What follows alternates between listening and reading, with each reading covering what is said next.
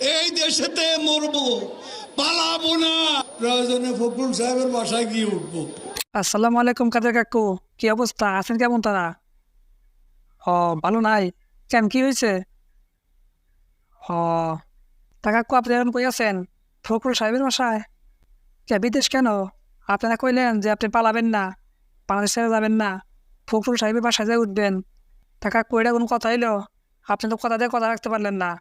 আপনি বললেন দেশ ছেড়ে পালাবেন না, এখন ঠিকই পালাই গেলেন। আপনার তো যাওয়া উচিত ছিল ফখরুল সাহেবের বাসায়। ফখরুল সাহেব মনে হয় আপনার জন্য অপেক্ষা করতেছিল, আপনি যাবেন বলে। সেটা আপনি পালাই গেলেন, এটা ঠিক করলেন না। ও, পরিস্থিতি বেশি ভালো আছেন না? আরে কাকু, পরিস্থিতি ভালো হবো কেমনে? জনগণের যে অবস্থাটা করছিলেন, যে দুর্নীতি করছেন, ও দুর্নীতি করেন নাই, তাহলে সব কি এখন তো সবকিছু আস্তে আস্তে বাইরেতেছে। বেশি না, মাত্র 97 লক্ষ কোটি টাকা পাচার করছেন। ব্যাপার না তো, বেশি কিছু করেন নাই তো আপনারা। আপনার পাচার করেন নাই, তো কি করছে? আহ যা করছেন ভালোই করছেন, এবার দেশে ফিরে আইন। আপনাদের কে জনগণ চায়, আইসেন।